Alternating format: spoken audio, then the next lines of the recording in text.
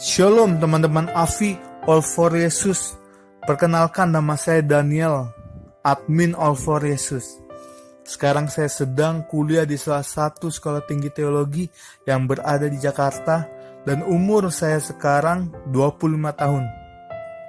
Semua yang saya lakukan ini hanyalah untuk kemuliaan Tuhan Yesus, di mana saya memberitakan kebenaran firman Tuhan dan juga kasih Tuhan, dan serta kesaksian hidup saya sehingga nama Tuhan Yesus dimuliakan. Teman-teman mungkin ingin tahu jawaban tentang apakah saya akan diampuni, di mana saya sudah melakukan dosa berkali-kali, bahkan bertahun-tahun. Onani setiap hari, masturbasi setiap hari, atau bahkan suka marah dan berbohong. Apakah saya bisa diampuni dan diselamatkan? Kerinduan saya teman-teman dapat jawabannya hari ini. Maka daripada itu, dengarlah pemberitaan firman Tuhan hari ini sampai selesai. Hari ini kita akan mendengarkan kebenaran firman Tuhan dengan judul Menerima Anugerah Allah dan Hidup Kudus. Menerima Anugerah Allah dan Hidup Kudus. Mari kita buka dan baca firman Tuhan dalam Injil Yohanes 3 ayat 16.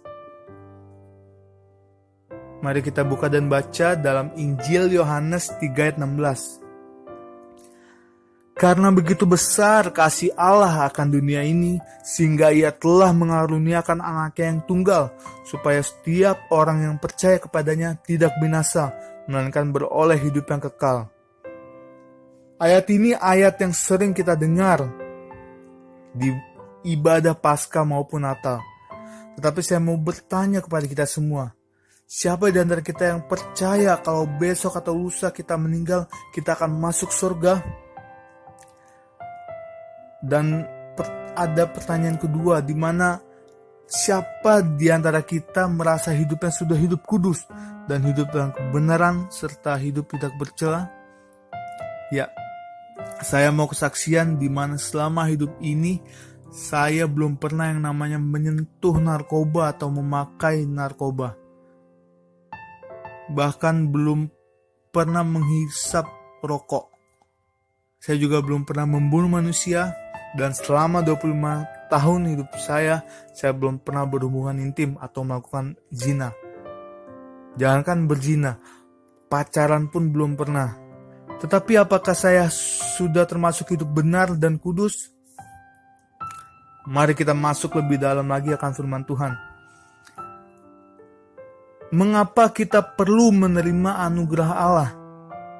Mengapa?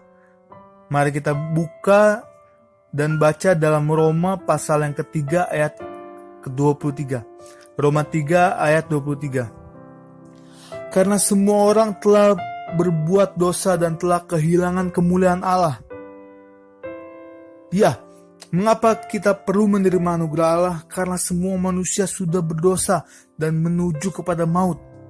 Natur manusia ialah melakukan dosa. Siapa di sini yang dari kecil sudah pernah berbohong? Padahal tidak ada yang mengajarin. Siapa di sini yang dari kecil sudah bandel?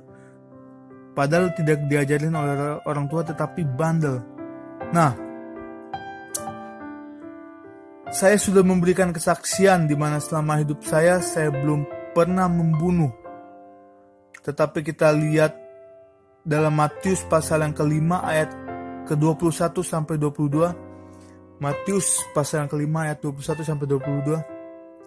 Kamu telah mendengar yang difirmankan kepada nenek moyang kita, jangan membunuh. Siapa yang membunuh harus dihukum.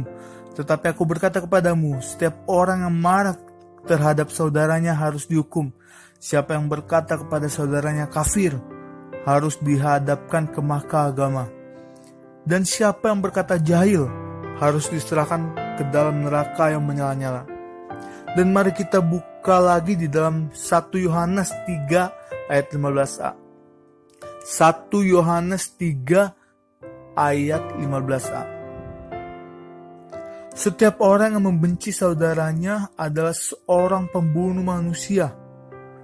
Setiap orang yang membenci saudaranya adalah seorang pembunuh manusia. Ya, siapa di antara kita yang belum pernah marah atau belum pernah membenci seseorang? Saya pun pernah melakukan itu. Dan kita sudah baca firman Tuhan tadi di Matius dan Roma, di mana marah ataupun membenci itu disejajarkan dengan membunuh. Ya, saya juga sudah memberi kesaksian di mana saya belum pernah berhubungan intim atau melakukan zina. Tetapi mari kita lihat di Matius pasal yang kelima ayat ke-27 sampai 28. Matius pasal yang kelima ayat 27 sampai 28. Kamu telah mendengar firman, jangan berzina. Tetapi aku berkata kepadamu, setiap orang yang memandang perempuan serta menginginkannya sudah berzina dengan dia di dalam hatinya. Di sini Tuhan Yesus berkata di mana kita memandang perempuan lalu menginginkannya sudah berzina di dalam hatinya. Nah, siapa di antara kita khususnya seperti saya seorang cowok yang belum pernah menonton blue film atau bokep, berarti kita sudah melakukan zina di dalam hati kita. Benarlah firman Tuhan di Roma 3 ayat 23, karena semua orang telah berbuat dosa dan telah kehilangan kemuliaan Allah. Tetapi saya mau memberitakan kabar baik buat kita semua, bahwa di dalam anugerah Allah, di dalam Kristus Yesus Tuhan kita dapat diselamatkan dan menerima hidup yang kekal. Mari kita buka dan baca bersama-sama Roma pasal yang ke-6 ayat ke-23. Roma pasal yang ke-6 ayat ke-23. Sebab upah dosa ialah maut, tetapi karunia Allah ialah hidup yang kekal di dalam Kristus Yesus Tuhan kita. Dan sudah sangat jelas dikatakan firman Tuhan juga dalam Yohanes 3:16 tadi, barang siapa yang percaya kepada anak yang tunggal, yaitu Yesus Kristus, ia tidak akan binasa, melainkan beroleh hidup yang kekal. Terimalah anugerah Allah ini dan percayalah kepada Tuhan Yesus yang sudah berkorban untuk menebus setiap dosa kita di atas kayu salib, sehingga kita dibenarkan oleh iman kepada Tuhan Yesus Kristus. Amin. Dalam surat Roma memang dikatakan kalau kita dibenarkan oleh iman dan kita diselamatkan oleh iman. Tetapi kalau kita baca dalam surat Yakobus, iman tanpa perbuatan ialah mati. Kita tidak hanya cukup percaya kepada Tuhan Yesus, tapi juga kita harus disertai dengan perbuatan kita, yaitu dengan hidup kudus dan hidup benar. Bagaimana caranya agar kita dapat hidup kudus? Ada langkah yang pertama. Mari kita buka ayatnya dalam Matius pasal yang ke-5 ayat ke-23 sampai 25. Matius pasal yang ke-5 ayat ke-23 sampai ke-25. Sebab itu, jika engkau mempersembahkan persembahanmu di atas mezbah dan engkau teringat akan sesuatu yang ada dalam hati saudaramu terhadap engkau, tinggalkanlah persembahanmu di depan mezbah itu dan pergilah berdamai dahulu dengan saudaramu. Lalu kembali untuk mempersembahkan persembahanmu itu. Di ayat ini kita diajarkan untuk berdamai dengan saudara kita dan sesama kita. Tetapi yang saya mau sampaikan tidak hanya sampai di situ. Pertama, kita harus berdamai juga dengan Tuhan, dan bahkan kita harus bisa berdamai dengan diri kita sendiri. Langkah yang kedua, bagaimana caranya agar kita dapat hidup kudus? Langkah yang kedua ialah mari kita buka dan baca dalam Matius pasal yang ke-5 ayat ke-29 sampai 30. Matius pasal yang ke-5 ayat ke-29 sampai ke-30. Maka jika matamu yang kanan menyesatkan kau, cungkilah dan buanglah itu. Karena lebih baik bagimu jika satu dari anggota tubuhmu binasa daripada tubuhmu dengan utuh dicampakkan ke dalam neraka. Dan jika tanganmu yang kanan menyesatkan kau, penggallah dan buanglah itu. Karena lebih baik bagimu jika satu dari anggota tubuhmu binasa daripada tubuhmu dengan utuh masuk neraka.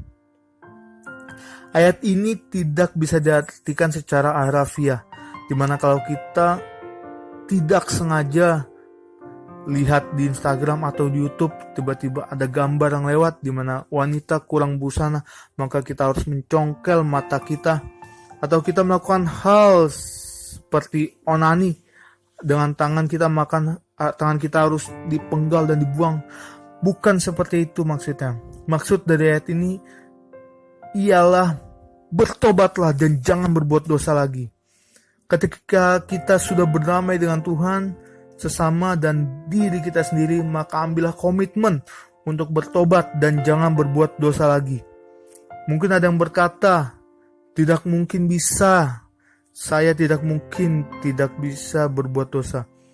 Memang benar, setiap kita ini masih hidup di dalam daging, dan memang daging ini bukan plastik.